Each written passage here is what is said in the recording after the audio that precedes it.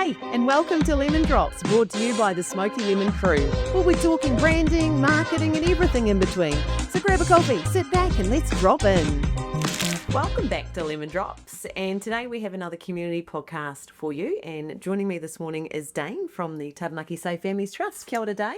Thanks, Anna. Thanks very much for having me along here today. Yeah, so you're the coordinator and manager for Taranaki Safe Families Trust. Correct. How long have you been there for? Well, yes, I've been in the role just past 7 years now, Anna. So I did start off in the coordinator role, and over my time, gradually sort of stepped up into a manager role now too. So not really sure if there's any really huge difference in terms of what I'm doing. I think it's just more of a title, but yes, 7 years. So I hadn't initially planned on being there that long. I sort of gave myself maybe sort of like 4 or 5 years. We'll see how we go, but still very much enjoying it, and still lots of work to do. So still very, very happy in the role. Good, that's good to hear, because it's such a purposeful role, which I guess leads us generally into what does Taranaki Safe Families Trust do? Cool. So Taranaki Safe Families Trust is a charitable trust that was established in 2008.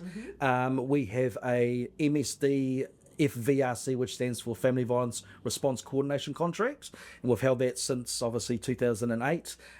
We're a community collaborative that does not do any frontline services per se, but we have a community or a group of 28 agencies that are part of the collaborative, and effectively we lead the family violence prevention campaign here in Taranaki. So about creating awareness, encouraging people to engage with the local services, and certainly trying to do our best to change some of the historical understandings or myths of what is attached to family violence. So we do professional development training, employers training, create resources, and certainly work and collaborate with a whole lot of other agencies and any other projects and initiatives that are in the community. So if we were to talk about an example of a case study, how would that work in practice? Like a case study, so I don't do case studies per se. The agencies that are part of the collaborative obviously do all the frontline work. But if we had an example of, say, someone who was either experiencing family violence, or they were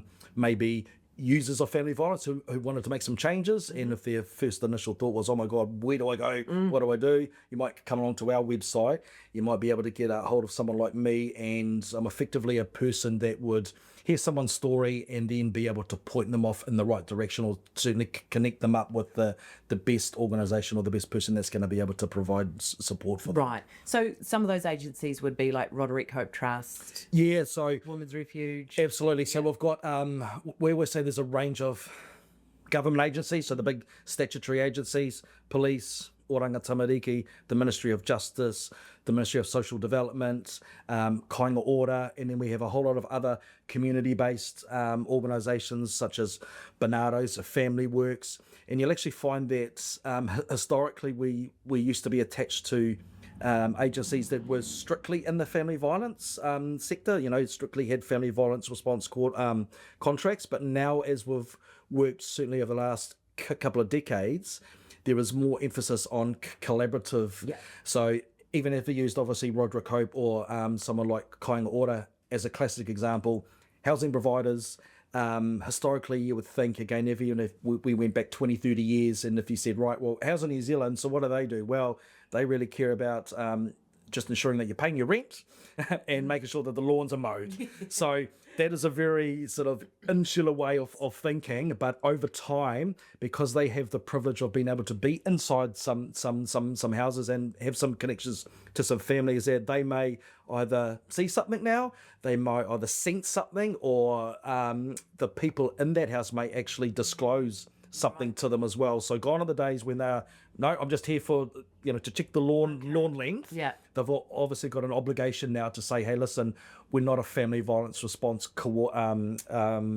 organisation, but because we're a part of a community network, I'll be able to absolutely connect you up with someone who may be able to help. So that is, I think, one of the really key differences, and certainly what Taranaki Safe Families Trust is mainly about is community collaboration. It's staying away from working in silos, because there's a whole lot of other organisations that actually have seen an increase in family violence, not as their core business, but as stuff that may pop up on a day-to-day basis. So they can't just turn the blind eye now. Exactly. It's really good to be connected. And for them to be on the ground right there seeing, like for that person who maybe hasn't reached out or doesn't know how to reach out. Oh, absolutely. They're right on my doorstep. Yes. I can say something. Yes. Yeah. So, like historically, we have statistics which would be based on how many people call the police for a family harm incident, and that's On behalf of or themselves? both. Yeah. So it could be both. And historically, we're probably looking at about like the averages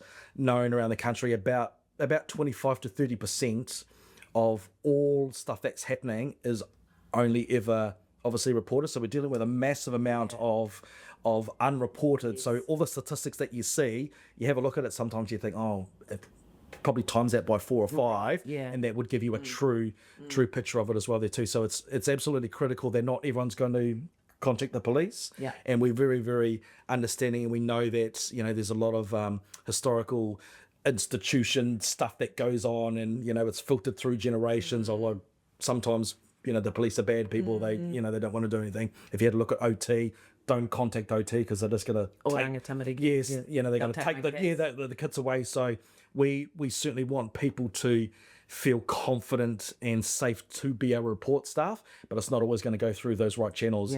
So another organisation that we have as part of our collaborative is Plunket, for example. So Plunket, again, historically think, oh, that's mums and babies, isn't it? But they have the privilege of being able to be in certainly that prenatal space, being able to go inside the house, Witness anything. Absolutely, they may actually form a really, really good bond, certainly with the mother or the father, for that matter. And then they may have that one opening when someone's been totally scared to reach out for help, but because that trust is there, that Plunket worker might be that one person That other person feels safe to. Absolutely. And if they don't respond appropriately in that, then that may be sometimes, well, that's why I never bloody ask for help too, because when I do know enough. that's right. So, and that sometimes it takes years and years for people to get the confidence up to that point, but it can be undone all in a single not really caring or certainly not prepared to listen to it. Not feeling heard. I'm only here for the baby. I'm not really here to deal with it. It's not out of my jurisdiction. Absolutely. So we encourage people, and that actually works into the community as well there too. Certainly one of the things that we try and stress is that, the family violence response is not always going to be the police. It's not always going to be people like myself. We need to be able to empower and encourage all of our community to be able to stand up and report it, call things out. Ask your friends if everything's okay, anything they want to talk about, any agencies we can connect them up with, essentially. So, So I guess that leads us into like common misconceptions about family violence. Oh, there's so many of them, Anna. And I was very much the same before I started in this role. So I sort of stepped into the role, first of all, knowing, I don't know anything about family violence. I'm not going to be able to, and people know it's all good. It's all content. You'll absolutely learn it. And I thought I had a reasonable understanding. And we always stress sometimes the flaws of our community's surface level understanding of it too, because historically in New Zealand, when you think about family violence, it usually conjures up an image of a man who is physically assaulting either his partner or his children. Once were warriors. Once were warriors. Again, classic example, and that's right at the very stereotypical. That's what tick all those common boxes. And even though that is absolutely family violence or family harm, it's only, and it's not okay. And it's totally not okay. Is that it's so much wider. We tend to think usually it's a poor brown problem sometimes, when family violence infiltrates and is a part of every single demographic that we've got in our society, every single age, and it's not just the physical violence as well there too. I think it's really, really challenging sometimes when you're trying to let people know that it's more than just the physical attack. And the physical attack is really, really easy obviously to recognize, because we obviously have movies like Once Were Warriors. We know what it sounds like, we know what it looks like, we know what the aftermath looks like in terms of injuries and stuff as well. But the stuff like the emotional abuse and the mental abuse, really, really, really hard to decipher. It's hard to see. It can happen very subtly. In fact, it can happen in a crowded room. There could be like 40, 50 people in a social environment. There's a there's a couple there. There's a guy who's probably a little bit, on that side. Yeah. And the wife's maybe, let's say it's Christmas time, because Christmas time's coming up. She's had a couple of wines, and then she's, she's not getting, rowdy or nasty or anything, but she might just be sort of just Bit chatty. having a few little laughs, and obviously taking the piss out of our partner over there. He doesn't really like that too, because he's always said, don't talk like when we're out there like that. So he's not going to go over there and obviously... That banter. That is sort of banter, but he's sort of getting upset, and he's not going to go over there and certainly do anything physical in front of everyone. Yeah. But he may start to give her the look. Yeah, right. He may start to give her that... Stop talking about it, because because we're going to deal with this obviously when we get home. So there could be all this, and that's obviously abuse. So if you're sort of threatening someone like that, that is absolutely not okay, and should be treated exactly the same as what a physical attack would be. There's areas certainly for our elderly, which usually heavily predicated on things like for financial abuse. So quite often there'll be a family member or a caregiver that's perhaps in charge of the finances. So withholding from them. Withholding, thinking to themselves like, oh, I'm the only one who's sorting out granddad here because everyone else is out of town. I'm the only one who has to go do everything. I'm sort of entitled to take a little bit of his money, Right, because yeah. my payment, because I'm over here, I'm the only one that you guys are in Auckland and you're in Wellington. So you can justify. You can sort of justify, you can have a tremendous amount of power of it, because even our aged people, they might be on a medication, and that person has the ability to withhold Pain relief. pain relief, even just obviously the basic on a day-to-day caring of it as well. Yes, absolutely. They can absolutely start to leave them in bed for days. absolutely bed sores and all that sort of stuff like that there too. So Horrible. there's So do you work in conjunction with like age concern? yes, yep. Well? So Yeah. Age Concern are one of our collaborative members, and they would be certainly like, and they obviously 65 and over. So if anyone contacted me, hey, listen, I've got someone, or my grandparent that I'm sort of worried about, or there's an elderly neighbour that I'm worried about, I'm just not really sure that they're getting enough support, then I'd say, right, so here is a contact for Age Concern. You can be able to talk to Sinead Thomas, awesome person there, and then that's how you sort of link them up and connect them as well too. Let's just go back to that banter thing. Yes. Because banter's a fine line, isn't it? It's a very fine line. Yeah. It's a very fine line, and I'm certainly not here to justify or sort of state what banter is. Yeah, because it's different for different couples. Exactly, and I think that's probably one of the key things that people don't do so much, and I'll just use that and another couple of examples. So we would see something like if there's a couple and one of them earns quite a bit of money, certainly compared to the other one, that's a bit of a power and control imbalance. And then if you're going to go to the supermarket and going shopping, it can be seen as really, really problematic if, for instance, one of the partners is holding on to all the money, Right. and almost not really sharing exactly how much I earn or how much is in the savings, and you may get a little bit of spending money here and there. That's quite controlling. It is quite controlling. However, if, for instance, so let's say that there's a couple, one is a very good shopper, sticks to the list, certainly doesn't walk in the front door of Pack and Save and go, oh my God, they got 2 packets of toffee pots for $5. Your trolley's full before you even got past there. I'm sort of losing money here, and I don't want to be a fool, so I'll get these. Yeah. And then you come back with the shop and go, right, I've got all the stuff. Or there's heaps of snacks here. Where's the obviously where's the meat and veggies? Yeah. Oh, didn't really have enough. So there isn't anything wrong with somebody who is responsible to go do that shopping, but as long as there is a conversation and an agreement to say that, right, I'm only going there, I'm not going to hide off all the money just because, babe, you go there and you blow all the money to come back with all the toffee pops. I'm quite good in terms of being able to stick to the list. So it's a matter of conversing that as a couple, so you both feel comfortable. Having an understanding of heading into social environments that maybe say, hey, look, so I'm only going to have one wine because I know, babe. And I know I get so sociable that I know I tend to chatty Kathy. I'm starting to chat, but it's just because I love you so much and I just want to share everything. And I know you're quite obviously withdrawn. It's actually quite hard enough for you even to go along with me to those in the first place. Yeah. So the best I can do is obviously try and make you feel as comfortable as possible. And I'll promise my best I'll try not to embarrass you. Yeah. But if I am starting to, then maybe just come and have, if we could have a couple of sort of, I don't know, safe words or it's... Right, so then you're giving the other partner permission to call you because you've asked them to. Absolutely. To call So you out. communication is paramount. It is. It and is paramount. like even if your relationship, like communication in a relationship or a family or a workplace or anything is just so important. It is. It is. And we tend to not want to do it enough. No. Especially us men as well. And you kind of I hear it sometimes, oh, it's just banter. Yeah, but I don't think they like that. No. And so both couples have to get to it. Yes, that's right.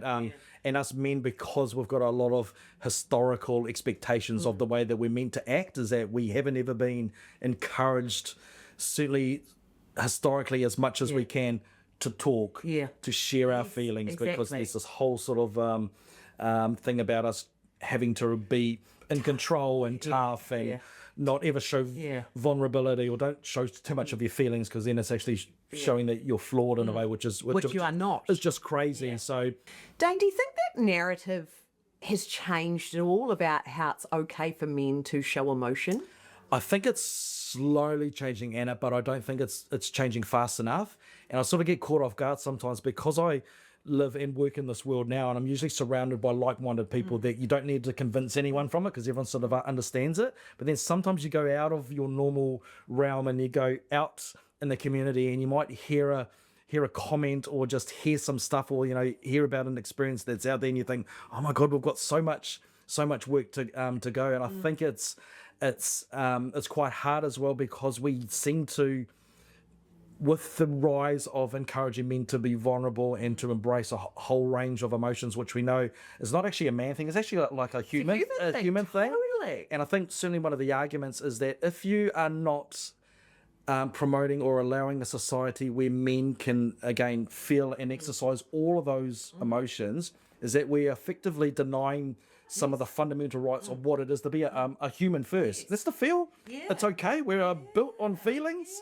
And so it's not really fair that we only say to men, hey, you can be happy because we'll accept that. You can be angry because we've got this warped idea to think that it's actually built into you. But we don't really want to hear anything else. Yeah, true. Because it makes you seem as though you're flawed. And it makes you seem as though you're weak. And people almost have that word vulnerable as being some sort of flaw, where it's actually, I would argue now, is like, man, I actually think that the more complete men out there, again, are still protectors, still heads of the family, still want to be playing rugby and doing all the sort of stuff that is in the alpha male area, but at the same time offering or providing more tools in that space. So we're trying to add as much of those tools into the kete as possible, because we don't need to really push the idea of the masculinity, because that's just in us. And society is molding us in that way all the time. We need to put more effort into saying it's okay not to have all the answers.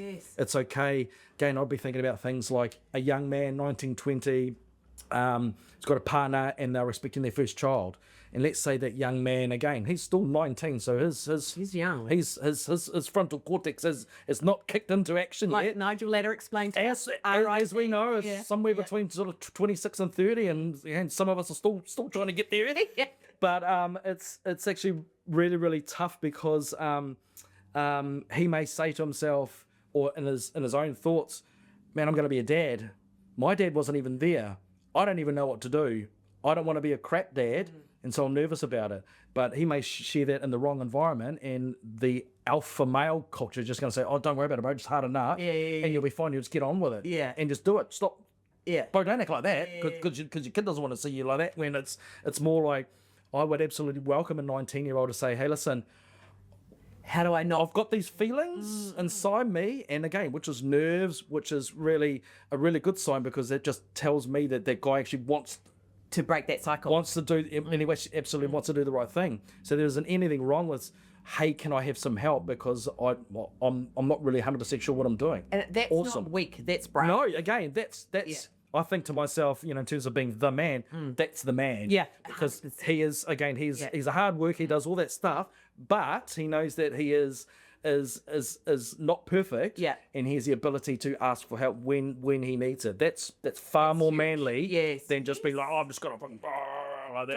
Totally, let's get on with it. I'm just gonna harden up and take a concrete pill when they do all that rubbish too. So no, it's and it is slowly changing, but at the same time, and I think that there's got to be very, very wary, because there's a lot of the counterculture that comes out there. I don't know if you've heard of people like Andrew Tate and stuff like that there too, who is who has a bit of a platform, who peddles the idea of you need to seize control, and here's my Bugatti, and here's all my millions of dollars, and here's all the women around me. It's not helpful. Again, it's not helpful, but people like that are very, very popular, especially with our young male youth in this country, which is really concerning, because we don't seem to have any counter messaging for that, to say, hey, look, there's a whole lot of really, really awesome, hardworking Kiwis that love their families, love their partners, always want to do the right thing, and they're far more relevant to you guys than some dude on the other side of the world who doesn't really care about you at all there too.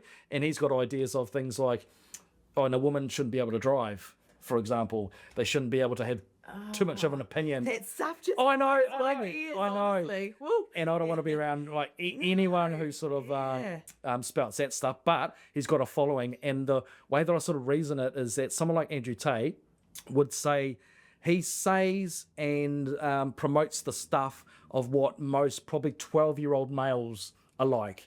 Okay, if you think about a 12-year-old male, it's like, I would love a sports car. I would love heaps of money. I would love to be able to, be living in these mansions and stuff. But we all sort of know that, again, it's great to fantasize about that stuff. But once you get older, you're like, it's not everything. It's not really a reality, and your priorities change. And more like, hey, I just want to have a really good partner. Yeah. I want to be able to love my kids. I want to have a really good job and career. Have some connections to my community, and that's what you sort of want. That's what makes a man. That's what makes a man, and he sort of obviously peddles the idea of what a 12-year-old would think how the world is. Like, man, they don't even really know. The bigger the mansion, the more the race. Oh, exactly, and all the beautiful women who are just he's standing there in all his awesome clothes, and us standing there in bikinis. How do let's... How about the woman? How do they feel? Well, again, I don't see many women on his sites, or certainly supporting. There's a lot of... This is great, Yes. He's amazing. He's amazing. I'd love to marry him. I'm like, would you? Yeah, no. And certainly strong woman. Yeah. Strong, independent, worldly woman wouldn't have a bar there too, because they're like, no, you're not holding me down. Yeah, absolutely. Yeah, so it is changing slowly, but it's not changing enough. Would you be able to, if keep it anonymous, but share a story that illustrates the positive impact that Taranaki Safe Families Trust has had? Oh, there's so many, and certainly I'm not going to say any names. I really love the idea of somebody reaching out for help, being a little bit unsure about it, being a bit nervous about it, not really sure if it's the right thing to do, and then once you're in that space, is that there's a massive, almost like I'm so glad I did that. And because I believe that there's things out there that are truth. So even if we just go back to the men's one, because even though I don't work on the front line, I get contacted by a lot of men just because I'm a man, obviously, seeking help. And I always say to them, hey mate, we can have a catch up. I'm not a counsellor, I'm not a social worker, so I'm not going to come at you in a clinical space. But what I know, certainly all the stuff we talk about now, is that I like to be able to provide a nice, safe space for men to be able to talk, where I'm already saying to them at the start, hey, listen, it's confidential in the space. I'm not going to give you any advice of telling you what you need to do, and I'm not going to shame you out. I'm not going to guilt you out. And the amount of men that I've welcomed into a space, and sometimes it's a half an hour corridor, sometimes I've spent sort of 2-3 hours, because it can be quite complex. Sometimes there's a lot to unpack. There is a lot to unpack, but the vast majority will come in tensed up and sort of heightened. I've had them, and I've just saying, mate, just again, effectively what's going on for you, what made you sort of reach out, and you're trying to allow them to talk their story, because the vast majority of us stuff that are, of us that are going through stuff, I'm a firm believer in there's a lot of it that is attached to previous trauma. Totally. It's totally attached to stuff that may have happened to us in our earlier life, but we haven't dealt with it. We haven't dealt with it. And the counter argument for anyone who's listening there is, oh, you don't want to spend too much time in the past, and that's not healthy for anyone. Like, I totally agree.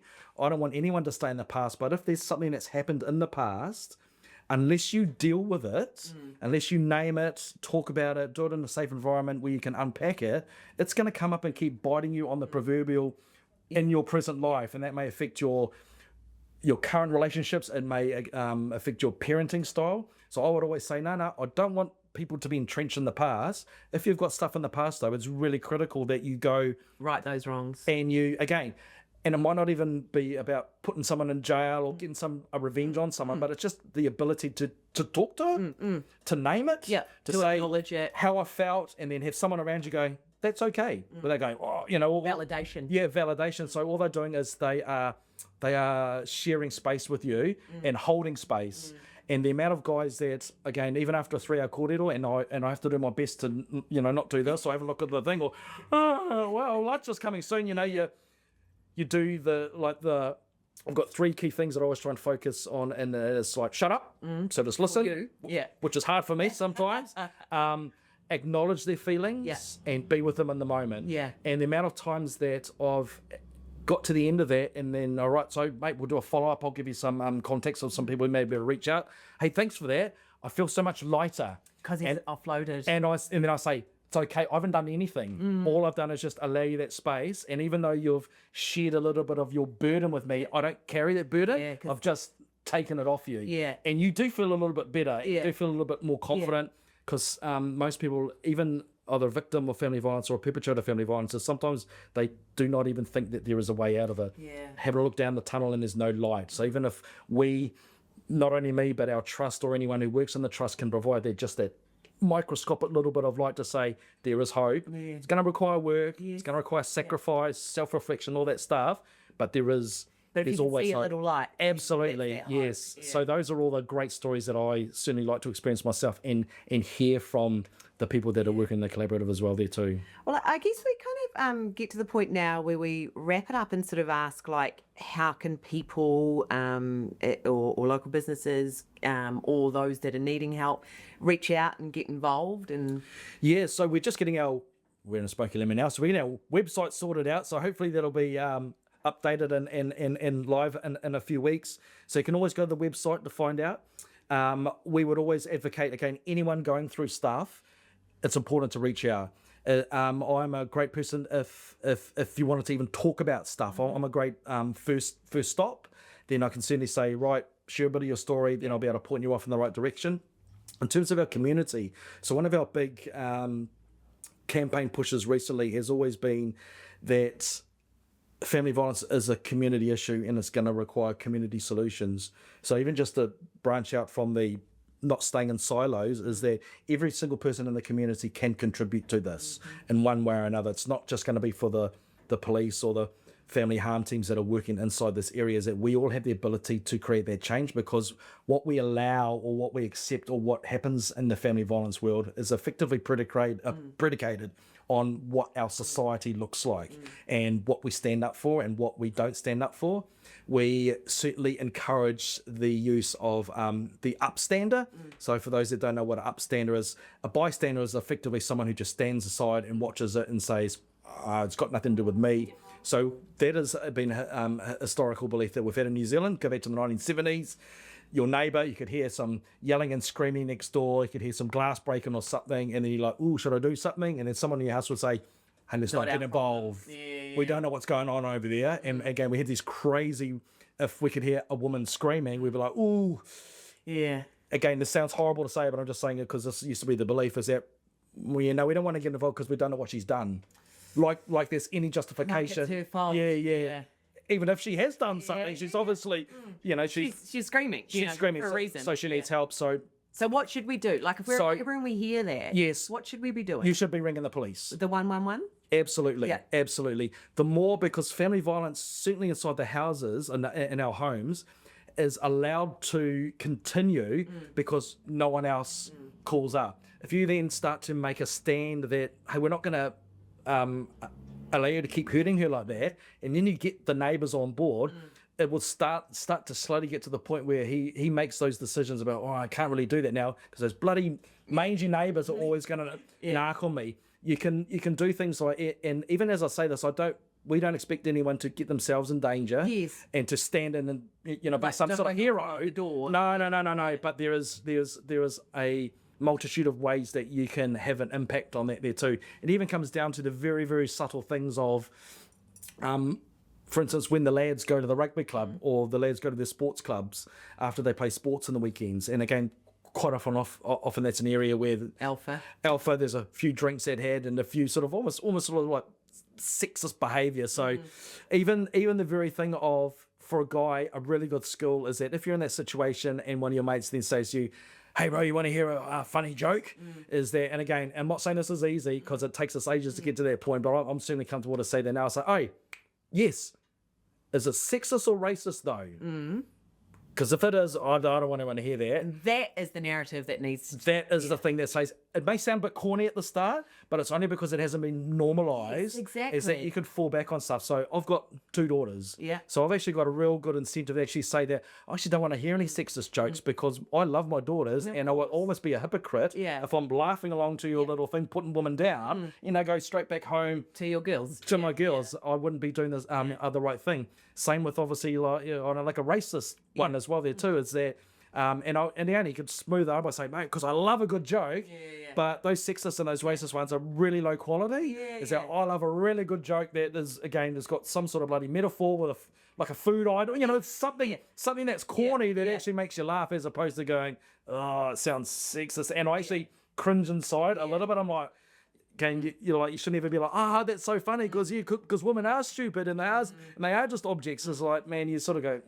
Because you're going to be the bigger person to call someone out that you are, to go, that's funny, or, in the long run. Yes, and what I find also, Anna, is that most people, especially most guys, is that they all feel that underneath, but they don't want to be the one who's going to be, I don't think we should be talking about like this, and then quite often, in fact, more often than not, people are like, I was going to say that too. So when you've been in that situation and you've said that, what's the response been from the group? It's largely been positive. Because it's. I think people appreciate having someone else stand up. Takes the heat off them. Takes the heat off them too. Because like, oh, bro, I just don't want to be the first. I'll be second, third, fourth, straight in there afterwards. I'll back you up. I just don't want to be the first one to do that. And I think that when you see other people being that first, is then that not only provides support, but it also it gives permission for them to say, you know what, he's done it this time.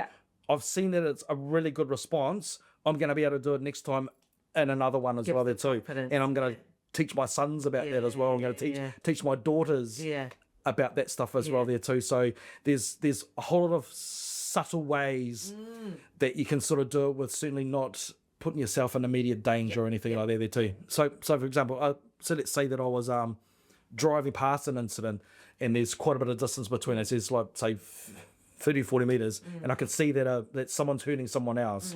Is that, you're not going to park the car up and then run over, but you may say, oi, from the distance, hey mate, cut it out. And then even at that moment, again, obviously, show too graphic, but if there's this going on, even someone yelling out, it's going to stop them just for that immediate 1 second. And then as he's looking at me, I'm pulling out my phone to say, mate, I'm just calling the cops, mate. And again, nothing bad against you, but we just want people to be safe. So you can sort of just say that, and then guarantee that he's not going to carry on with that straight away. It breaks that thing.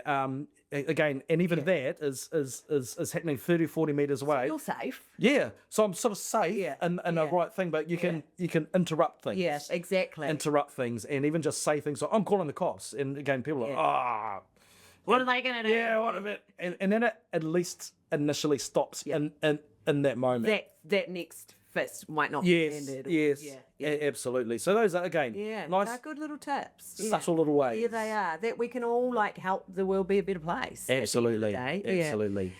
So let's finish, Dane, with the one message you wish everyone in Taranaki understood about building a safer community. I guess we've kind of just done that. Yeah, so again, I would just go back to it's really important for everyone to know that everyone can play a part in it. So this is not just family violence, again, because family violence seeps over a whole lot of other stuff. It seeps over alcohol and drug abuse. It seeps over mental health abuse. It seeps over the safety of our children. So just please, again, there isn't anything wrong with finding out a little bit about family violence.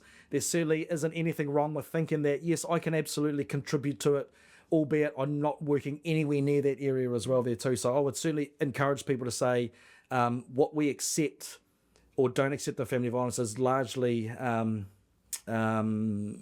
directed from all of us. All of us. Again, sounds a bit corny, but it's not. It's a community issue that is going to need community solutions as well there too. So yes. Well, Dane, thank you so much for your kōrero. You're so passionate about what you do. No wonder you've stayed there for longer than you planned. And they're such important messages. We'll make sure we put some links down the bottom so people can get in touch with Taranaki Safe Families Trust. If you had watched this and it's triggered anything for you or you're feeling uncomfortable, please reach out for some support. Contact me or any one of our wonderful agencies. Awesome. All right. Ka kite anō. Ka kite.